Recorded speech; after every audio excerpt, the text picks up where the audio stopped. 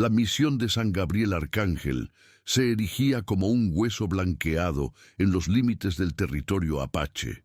Sus muros de adobe, pintados de un blanco austero, reflejaban un sol inclemente, creando un brutal contraste con las sombras frías y alargadas que se proyectaban en su interior. Este no era un lugar de consuelo, sino de asimilación forzada, una fortaleza diseñada para arrancar el alma y reemplazarla con doctrina. La vida entera estaba regida por el repique monótono de una campana de hierro y la mirada severa y omnisciente del padre Gregorio, un hombre cuya fe había consumido cualquier rastro de compasión. El aire olía a incienso rancio, a sopa de maíz y a la silenciosa desesperación de los despojados. La jerarquía era tan rígida e inquebrantable como los muros de la misión. Por encima de todo, la autoridad piadosa y absoluta del clero, que movía los hilos de cada vida con la certeza de estar ejecutando un plan divino. Por debajo, en un silencio sumiso, se encontraban los huérfanos, niños y jóvenes indígenas y mestizos recogidos del desierto, despojados de su cultura, de sus nombres, de su pasado. El patio central, dominado por un crucifijo gigante de madera oscura, era el escenario de sus vidas anónimas. Allí, sus manos encallecidas por el trabajo y sus rodillas gastadas por la oración, eran el único testimonio de su existencia. El viento, eterno y salvaje, arrastraba el polvo del desierto contra los muros, como un susurro constante de un mundo libre que yacía justo al otro lado. Entre las sombras de la misión se movía una joven de 18 años a quien los sacerdotes llamaban Lía. No recordaba otro nombre, ni conocía el rostro de su madre o su padre. Fue dejada en las puertas de la misión cuando era un bebé, envuelta en una manta raída que fue quemada hace mucho tiempo. Su identidad había sido sistemáticamente borrada, lavada con agua bendita y reemplazada por un ciclo interminable de trabajo y oración. Era una figura etérea, casi translúcida, que se desplazaba por los pasillos con la ligereza de un fantasma. Sus grandes ojos oscuros, preñados de una tristeza tan profunda y antigua como el propio desierto. Su existencia era una completa anulación psicológica. Desde niña, le habían enseñado que era una vasija vacía, un recipiente de barro impuro que solo Dios, a través de sus ministros en la tierra, podía llenar de propósito y gracia. Esta creencia había echado raíces en lo más profundo de su ser, generando una vergüenza constante por su falta de origen, una soledad que la ahogaba en mitad de la noche y un anhelo secreto y desesperado por pertenecer a alguien, a algún lugar. No anhelaba riquezas ni poder, solo un ancla, una simple hebra que la conectara con el tapiz del mundo. Era el centro emocional de este lugar desolado, un alma sin raíces, a la deriva en un mar de fe impuesta. El padre Gregorio, un hombre cuya espalda era tan rígida como sus convicciones, veía la salvación como un proceso de purificación a través del sufrimiento. Para él, la compasión era una debilidad que corrompía el alma y la disciplina férrea, el único camino hacia Dios. Creía con un fervor fanático que estaba salvando a aquellos salvajes de sí mismos, arrancando sus raíces paganas para plantar la semilla de Cristo, aunque para ello tuviera que quebrarles el espíritu. Su crueldad no era sádica, sino ideológica, la de un arquitecto convencido de que su dureza era la más pura forma de amor divino. Esto lo volvía implacable, inmune a las lágrimas y absolutamente seguro de su rectitud. En la melancolía silenciosa de Lía, el padre Gregorio no veía el dolor de una huérfana, sino un desafío a su autoridad y un fracaso personal de su método. Para asegurar más fondos y tierras de la corona española, concibió un plan que demostraría el éxito de la misión: casar a las huérfanas mayores con colonos locales cimentando así la presencia de la cristiandad en aquella frontera salvaje. Lía, en su 18º año, fue la primera elegida. Su prometido sería un comerciante viudo de rostro agrio, un hombre el doble de su edad, conocido en la región por los susurros sobre los moratones que adornaban el cuerpo de su difunta primera esposa. La ceremonia de compromiso se celebró en el patio, bajo el sol abrasador del mediodía. Los huérfanos fueron dispuestos en filas silenciosas. El comerciante esperaba con impaciencia y el padre Gregorio presidía la unión con aire solemne. Lía fue conducida al centro, su sencillo vestido de algodón blanco, ondeando como la bandera de su rendición. Cuando el comerciante, con voz áspera, le preguntó su nombre completo para inscribirlo en el registro parroquial, algo dentro de ella, algo que había permanecido dormido durante 18 años, se rompió. El peso de su inexistencia se estrelló contra ella con la fuerza de una luz. Las lágrimas brotaron de sus ojos, silenciosas al principio, y luego en sollozos que sacudían su frágil cuerpo. Miró al hombre que iba a poseerla, al sacerdote que la había moldeado, y susurró la verdad que la había atormentado toda su vida, una confesión que fue a la vez una súplica y una sentencia. «No tengo nombre», dijo con la voz rota. «No tengo casa». El susurro pareció gritar en el silencio sepulcral del patio. La humillación para el padre Gregorio fue instantánea y total. Su obra maestra de asimilación se había revelado como un fracaso público, una grieta en la fachada de su control absoluto. La expresión del sacerdote se transformó, su piedad evaporándose para revelar un núcleo de furia helada. No vio a una niña rota, sino una insurrección, una manifestación del orgullo satánico que, según él, anidaba en la sangre de aquella gente. En un instante, su misión ya no era casarla, sino purgarla.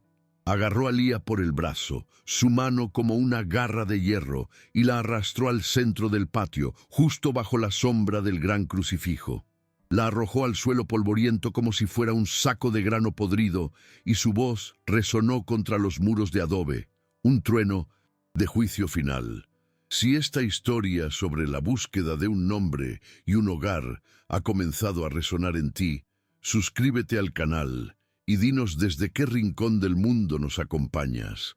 Tu presencia nos inspira a seguir contando.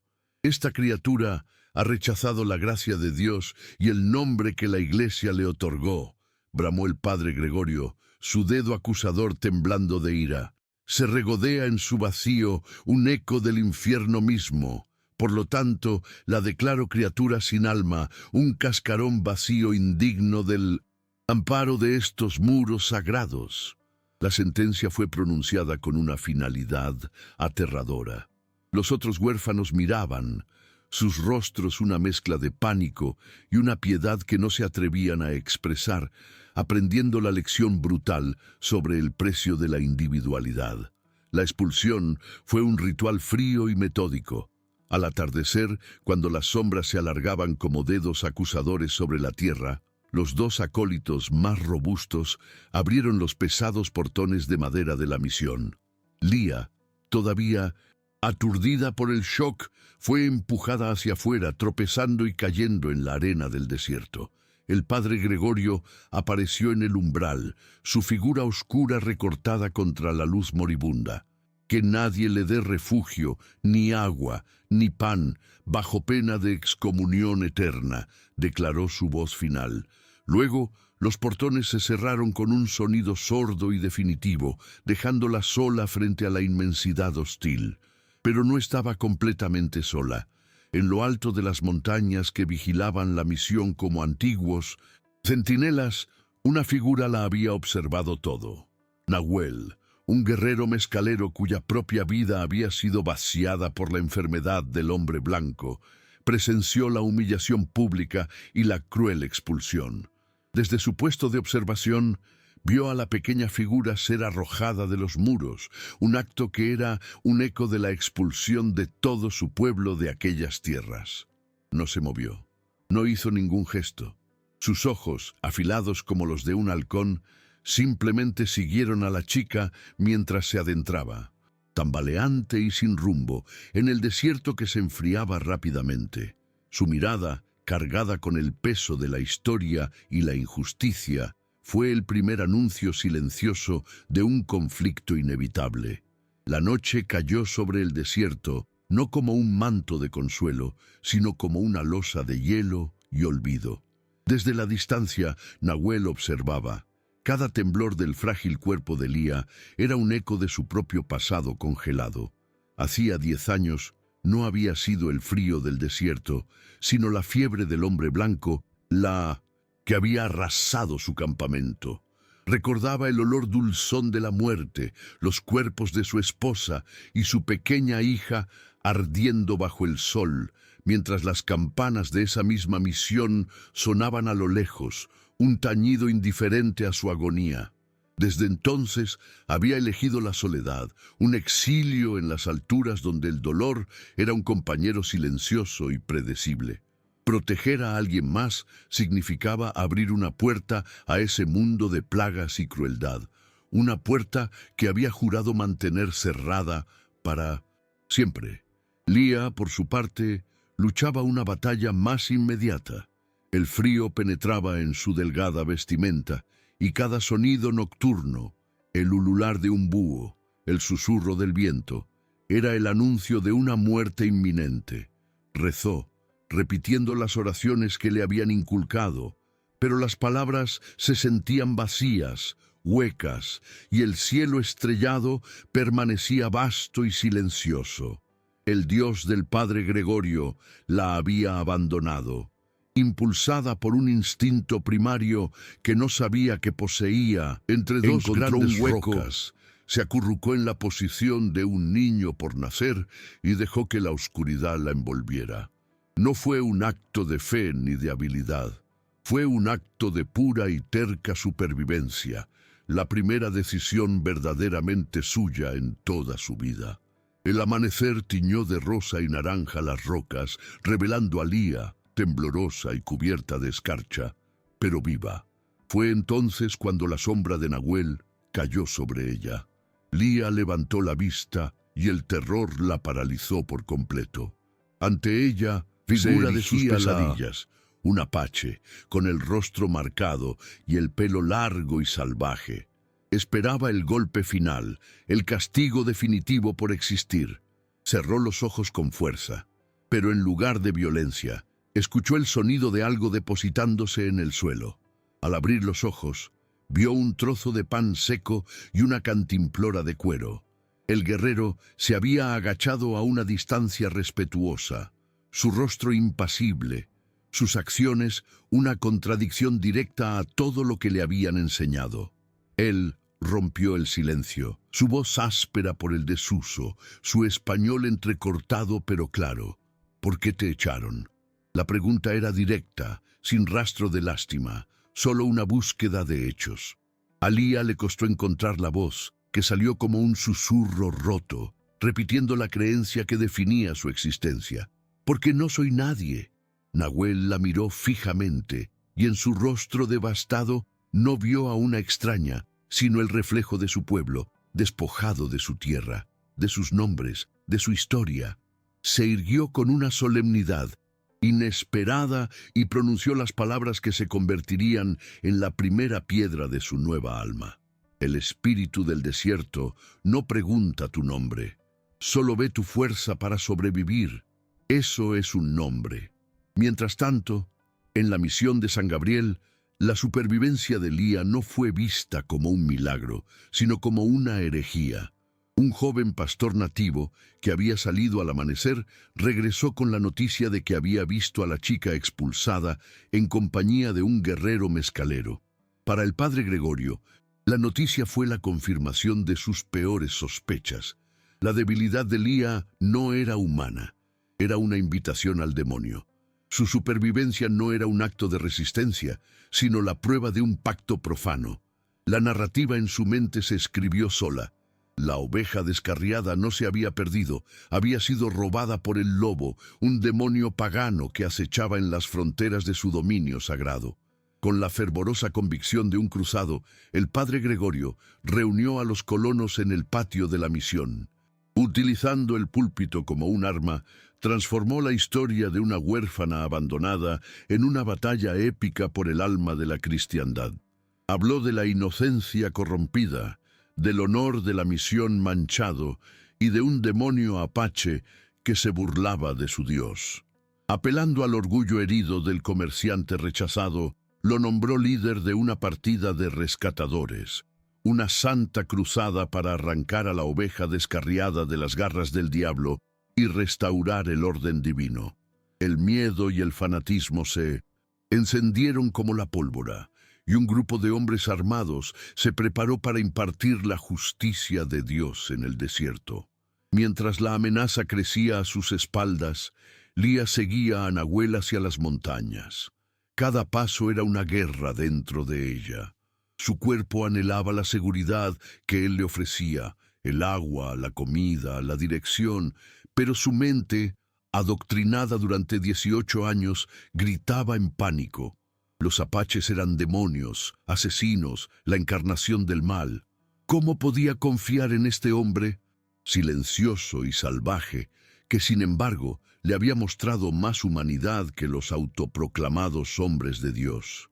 La mirada de él no era cruel ni lasciva, era observadora, casi irreverente hacia la tierra que pisaban. Esta disonancia era una tortura, un tira y afloja entre el miedo inculcado y la verdad experimentada. Nahuel era consciente de su miedo, pero también de la creciente amenaza que se gestaba en la misión. La había llevado a un pequeño oasis, un manantial escondido que era su santuario. Allí, mientras ella bebía, él se enfrentó a su propia encrucijada. Protegerla significaba declarar la guerra al mundo que había destruido a su familia. Significaba abandonar su exilio, invitar al conflicto a su soledad y quizás enfrentarse a una nueva pérdida. Podía dejarla allí, en ese lugar seguro, y desaparecer de nuevo en las sombras. Pero sus propias palabras resonaban en sus oídos. Le había dado un nombre forjado en la supervivencia. Abandonarla ahora sería traicionar ese nombre y el código de honor, que era lo último que le quedaba de su pueblo. En silencio, tomó su decisión. Su guerra ya no era solo con el pasado, ahora era por el futuro de ella. El viaje hacia el corazón de las montañas fue un bautismo de fuego y silencio. Cada paso que daban juntos era un hilo más en el tejido de su confianza. Lía, que nunca había conocido la tierra más allá de los muros de adobe, aprendió a leer el lenguaje de las rocas y el viento bajo la tutela silenciosa de Nahuel. Él le enseñó qué plantas daban agua, qué insectos anunciaban la lluvia y cómo caminar sin dejar rastro. Ella, a su vez, le ofreció una compañía que rompió el caparazón de su soledad de una década. Ya no era un fantasma atormentado por el pasado, sino un guía, un protector, un hombre con un propósito renovado. Finalmente, llegaron. Escondida en lo profundo de un cañón, protegida por antiguos enebros, se encontraba una pequeña cabaña de adobe que Nahuel había construido con sus propias manos. Era simple, tosca, apenas una habitación, pero para Lía fue el palacio más grandioso que jamás había imaginado. Era un hogar. El concepto era tan abrumador que las lágrimas brotaron de sus ojos, pero esta vez no eran de dolor, sino de una gratitud tan inmensa que le robaba el aliento. Por primera vez en su vida, una puerta se abrió para ella, no para encerrarla, sino para darle la bienvenida. El olor a tierra seca y a humo de leña era el perfume de la pertenencia. Esa noche compartieron una comida sencilla: conejo, asado y raíces comestibles. Se sentaron junto al pequeño fuego del hogar. El silencio entre ellos ya no era el de dos extraños, sino el de dos almas que habían encontrado un lenguaje más allá de las palabras. Él le mostró un pequeño sonajero que había pertenecido a su hija, el único recuerdo que había salvado de la fiebre. Al compartir su dolor con ella, le estaba entregando la llave de su alma herida. Lía no dijo nada, simplemente asintió, su mirada transmitiendo una comprensión que sanaba más que cualquier bálsamo. En la calidez de esa pequeña cabaña, dos soledades comenzaron a fundirse en una sola compañía. Pero la paz es un bien escaso en tierras fronterizas. La partida de rescatadores, avivada por el fanatismo del padre Gregorio y la sed de venganza del comerciante, no tardó en encontrar su rastro. La habilidad de Nahuel para moverse sin ser visto era legendaria, pero Lía, sin experiencia, había dejado pequeñas señales. Una rama rota, una piedra desplazada. Fue suficiente los ojos expertos de los rastreadores que acompañaban al comerciante. Su avance era ruidoso y torpe, el de hombres de ciudad que no respetaban el desierto, pero su número y sus armas los convertían en una amenaza mortal, una tormenta de odio que se acercaba inexorablemente a su frágil santuario. Nahuel fue el primero en sentirlo. No fue un sonido, sino un cambio en el aire, una quietud antinatural en el canto de los pájaros nocturnos. Se levantó, su cuerpo tenso como la cuerda de un arco. Salió de la cabaña y trepó a un risco cercano, sus ojos escrutando la oscuridad. A lo lejos, vio el resplandor parpadeante de varias antorchas, una serpiente de fuego deslizándose por el cañón hacia ellos. La paz se había hecho añicos. El mundo del que había huido había venido a reclamarlo. Regresó a la cabaña, su rostro una máscara de determinación sombría. No había tiempo para huir. Este era su hogar. Aquí lucharían. Vienen. Fue todo lo que dijo. El miedo, frío y familiar, se apoderó de Lía. Primer instinto fue acurrucarse, rezar, esperar que el juicio pasara por encima de ella como siempre lo había hecho. Pero la mirada de Nahuel no era de pánico, sino de preparación. Comenzó a atrancar la puerta con una viga de madera y a bloquear la única ventana con una piel de búfalo. Cada uno de sus movimientos era deliberado, eficiente, el de un guerrero preparándose para su última batalla. Él le entregó un cuchillo, el mismo que ella había usado para salvarlo antes. Pero Lía apenas pudo sostenerlo, sus manos temblaban incontrolablemente. La partida llegó al amanecer, rodeando la pequeña cabaña como una manada de lobos. La voz del comerciante resonó en el aire frío de la mañana, goteando desprecio y una falsa piedad. «Sal de ahí, demonio pagano, entrega a la chica que has embrujado, la iglesia ofrece misericordia a los arrepentidos». Nahuel permaneció en silencio, conservando sus fuerzas, escuchando sus posiciones. Sabía que no buscaban misericordia, sino sangre. La oferta era una farsa, un preludio al asalto que sabía que era inevitable. El honor de aquellos hombres exigía violencia. Lía se había refugiado en el rincón más oscuro de la cabaña, hecha un ovillo, con la cabeza entre las rodillas. El sonido de la voz del comerciante, la misma voz que la había reclamado como propiedad, la transportó de vuelta al patio de la misión. Se sentía de nuevo como esa niña sin nombre, sin valor, expuesta y aterrorizada. Los muros de adobe, que momentos antes le habían parecido un refugio, ahora se sentían como una tumba. Estaba paralizada, atrapada en la red de su pasado, incapaz de moverse, incapaz de pensar, solo capaz de sentir un terror absoluto y paralizante. El primer disparo hizo añicos el silencio, impactando contra la madera de la puerta. Luego vino una lluvia de balas, perforando la piel de búfalo de la ventana, levantando nubes de polvo de las paredes de adobe. El ruido dentro de la cabaña era ensordecedor, una tormenta de violencia que amenazaba con derrumbar su pequeño mundo. Nahuel se movía con una calma letal, asomándose brevemente para lanzar una flecha certera, desapareciendo antes de que pudieran apuntar. Pero eran demasiados. Era una cuestión de tiempo antes de que rompieran sus defensas. Fue entonces cuando el comerciante, frustrado por la resistencia, gritó las palabras que lo cambiaron todo. Su voz, llena de una rabia cruel y personal, se dirigió directamente a ella, atravesando las paredes y clavándose en su alma. «¡Sal de ahí, bastarda!». «¡Sin nombre!», aulló. «Tu sitio está de rodillas, donde siempre debiste estar». Esas palabras, diseñadas para quebrarla, para recordarle su supuesta insignificancia, tuvieron el efecto contrario. No la rompieron, la despertaron. La palabra nada ya no era una descripción de sí misma, sino una mentira. Una furia fría y lúcida se encendió en su interior. Ya no era la huérfana anónima de San Gabriel. Era la mujer que había sobrevivido al desierto. Era la mujer que había recibido un nombre forjado en la fuerza. Era la compañera del hombre que ahora luchaba por ella. Ese insulto no era solo contra ella, era contra Nahuel, contra el hogar que habían empezado a construir.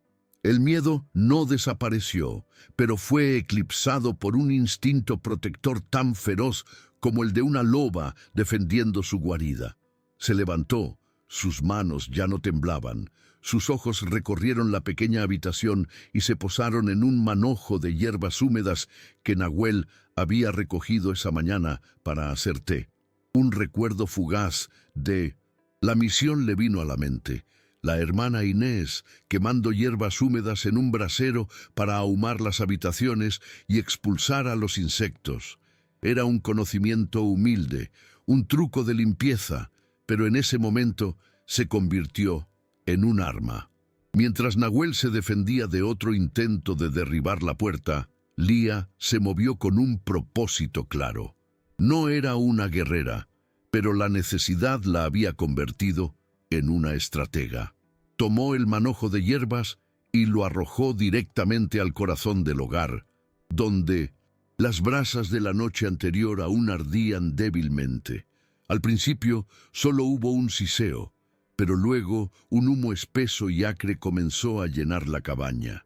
El humo era denso, casi sólido, y picaba en los ojos y la garganta. Nahuel la miró con sorpresa, pero comprendió al instante. Con un trozo de piel avivó el fuego, y el humo se convirtió en una nube masiva y sofocante que comenzó a salir en espirales por la chimenea y la ventana perforada por las balas. Afuera, la confusión fue total. La densa humareda envolvió la cabaña, cegando a los atacantes. Tosían y maldecían, disparando a ciegas contra una nube que les devolvía el fuego con flechas fantasmales.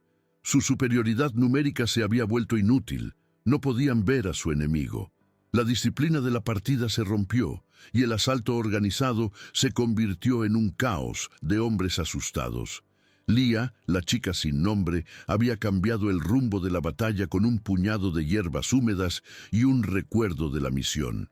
Nahuel aprovechó la oportunidad que ella le había creado. Como un espíritu vengador emergiendo de la niebla, salió disparado de la cabaña. La sorpresa fue total. Antes de que pudieran reaccionar, derribó a 2 hombres con su cuchillo y su hacha de guerra. Se movía entre ellos, una danza letal de furia y precisión, utilizando el humo como su aliado, apareciendo y desapareciendo, convirtiendo su miedo en pánico absoluto. La cruzada del padre Gregorio se estaba desmoronando ante la fuerza combinada de un guerrero y el ingenio de una mujer. La lucha fue una vorágine de violencia desesperada. Nahuel luchaba con la ferocidad de un hombre que no solo defendía su vida, sino todo lo que le daba sentido, su hogar, su honor y a la mujer que le había devuelto un propósito. Cada golpe que daba, cada flecha que disparaba, era una declaración de que no sería despojado de nuevo. Los atacantes que habían venido en busca de una victoria fácil y la gloria de una causa santa, se encontraron en un infierno de humo y acero, enfrentados a un hombre cuya voluntad de proteger era infinitamente más fuerte que su voluntad de destruir. El comerciante, enfurecido y humillado, se abrió paso a través del humo, con los ojos inyectados en sangre. Esto se había vuelto personal. Se encontró cara a cara con Nahuel, y los dos líderes se enzarzaron en un duelo brutal. Era la codicia contra la protección, el odio contra el honor. El comerciante era más corpulento, pero Nahuel era más rápido y luchaba en su propio terreno. Sus cuchillos chocaron en una lluvia de chispas, cada uno buscando una apertura, una debilidad en la defensa del otro. En medio de la pelea, Lía salió de la cabaña, con el cuchillo en la mano, dispuesta a ayudar. La visión de ella, ya no acobardada sino de pie y lista para luchar, distrajo a Nahuel por una fracción de segundo. Fue un error casi imperceptible, un parpadeo, pero fue suficiente. El comerciante vio la apertura, pero en lugar de atacar a Nahuel, su rostro se torció en una mueca cruel y se abalanzó hacia Lía, viendo una oportunidad de infligir el máximo dolor a su enemigo. Nahuel reaccionó sin pensar. Con un grito que no era de un guerrero, sino de un hombre protegiendo a su familia, se interpuso entre Lía y el comerciante. No intentó bloquear el golpe, solo protegerla. El cuchillo del comerciante se hundió profundamente en su costado, una línea de fuego blanco que le robó el aliento. Un gemido de dolor escapó de sus labios mientras se tambaleaba, pero no cayó. Se mantuvo firme, un escudo humano entre la mujer que amaba y la hoja que buscaba hacerle daño. Cayó de rodillas, pero su brazo izquierdo rodeó a Lía, atrayéndola detrás de él, protegiéndola incluso en su agonía. El comerciante se alzó sobre ellos, su rostro una máscara de triunfo sádico. Había ganado. El demonio estaba herido de muerte y la chica estaba a su merced. Levantó su cuchillo ensangrentado para el golpe de gracia, saboreando el momento. Miró a Nahuel, que sangraba profusamente en el suelo, y se burló, su voz goteando veneno. ¿Por qué mueres por esta nada? Nahuel, con la sangre burbujeando en sus labios, no miró al comerciante. Miró a Lía, cuyos ojos estaban llenos de un terror y un amor desgarradores.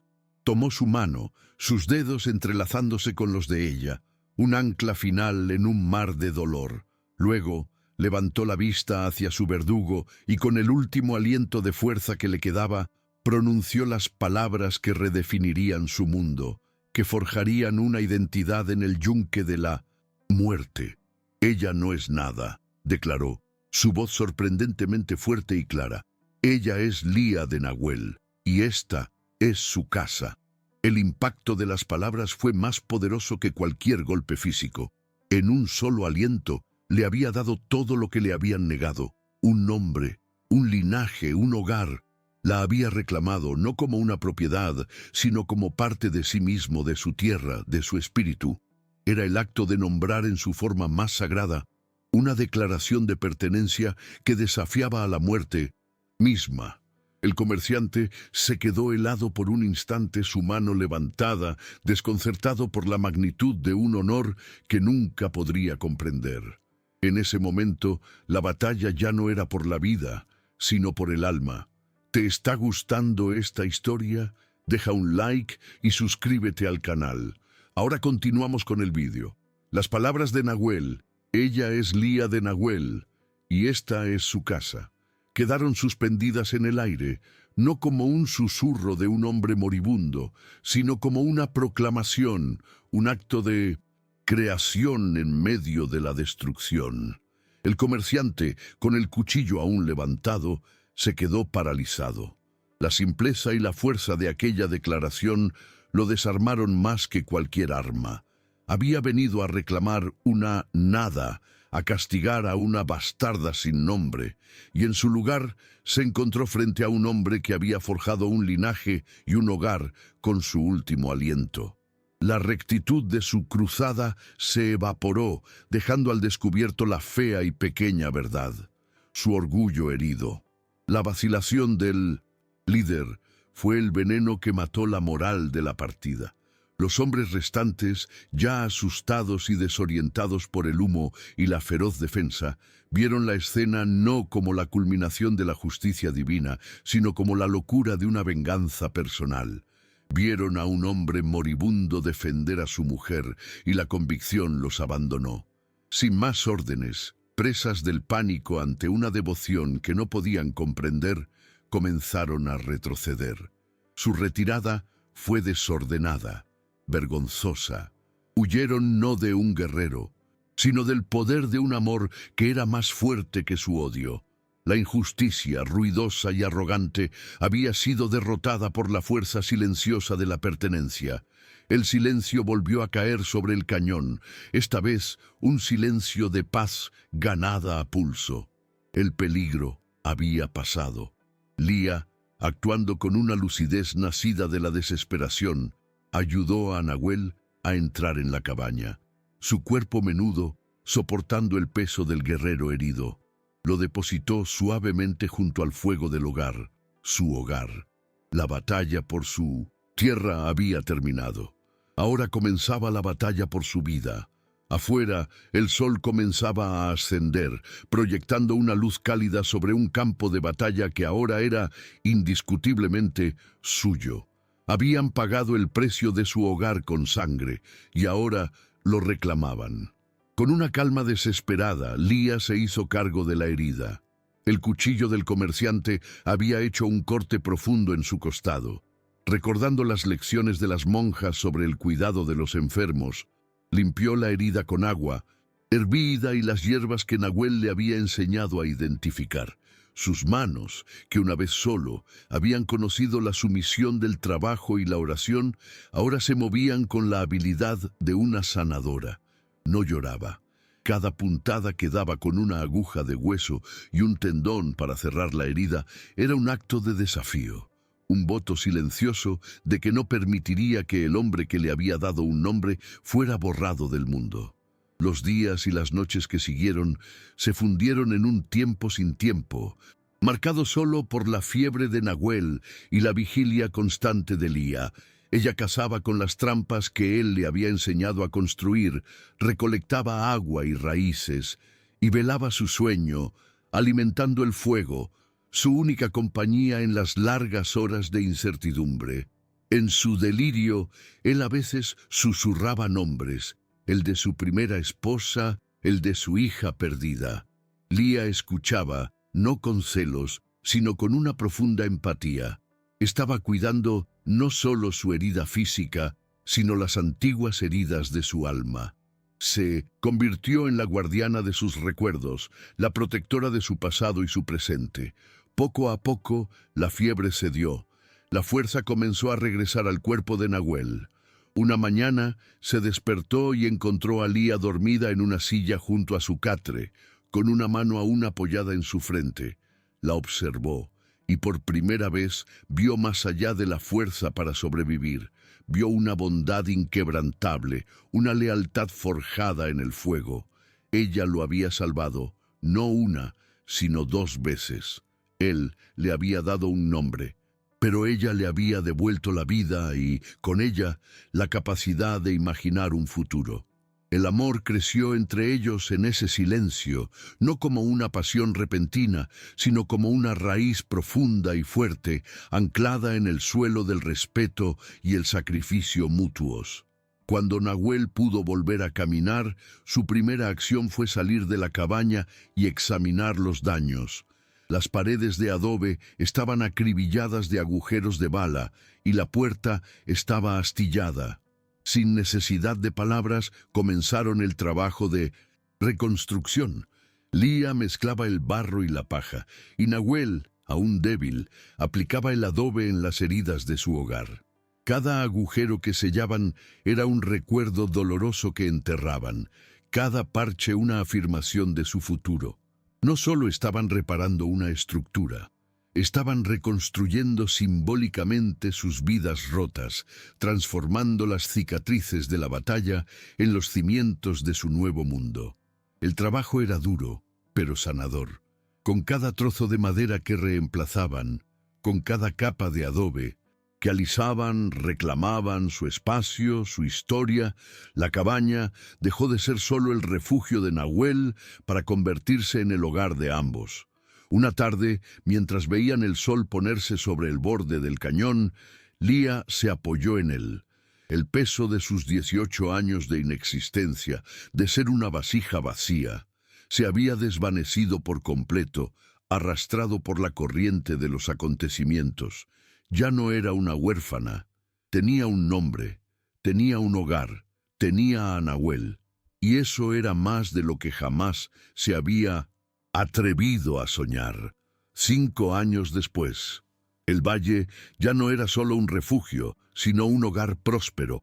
La cabaña de adobe ahora tenía un pequeño huerto donde crecían maíz, calabazas y frijoles, y el sonido constante no era el del viento solitario, sino el de la risa de un niño. El miedo había sido reemplazado por la abundancia y el silencio por la alegría. El mundo exterior, con sus misiones y sus comerciantes, parecía un sueño lejano y febril, una historia de otra vida. Aquí, en el corazón de las montañas, Lía y Nahuel habían cultivado un paraíso propio, regado con amor y protegido por la memoria de su lucha. Vemos a Lía sentada en el suelo con su hijo, un niño de 4 años con los ojos oscuros y serios de su padre y la sonrisa luminosa de su madre. Con un palo, Lía dibuja símbolos en la tierra, los mismos que Nahuel le había enseñado. Le enseña el símbolo del sol, de la montaña, del águila. No solo le enseña un idioma, sino una herencia. Le cuenta la historia de un guerrero valiente, que encontró a una mujer sin nombre y le dio el suyo, y de cómo juntos defendieron su hogar de los hombres que no entendían el lenguaje de la tierra. Su pasado ya no es una fuente de vergüenza, sino una leyenda de fundación para su hijo. Nahuel regresa de una cacería, una liebre colgando de su cinturón. El hombre que vemos ya no es el fantasma atormentado que vigilaba la misión.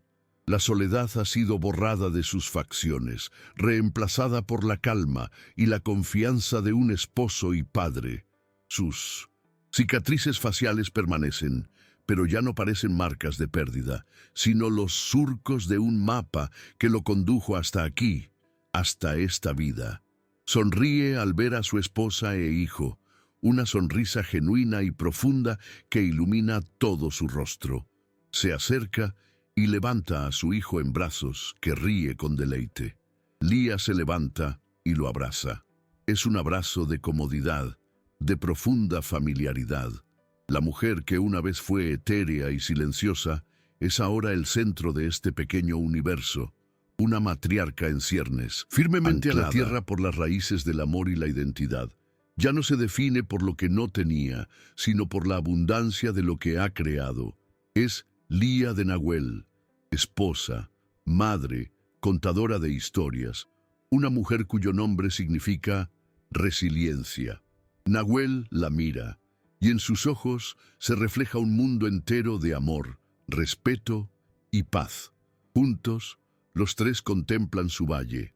El hogar que construyeron sobre las cenizas de la batalla es ahora un testimonio de su fuerza.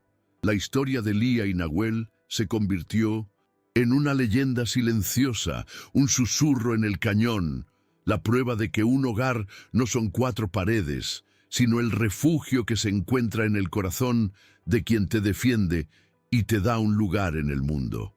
La redención no consistió en olvidar el dolor, sino en transformarlo en los cimientos sobre los que construyeron una nueva vida de honor, identidad y amor. ¿Han hecho algún gesto de bondad que cambió una vida? Dejen un corazoncito si creen que el amor es más poderoso que cualquier riqueza. Suscríbanse para más historias de segundas oportunidades. Comenten: el amor no tiene precio, si ustedes también creen en la bondad humana.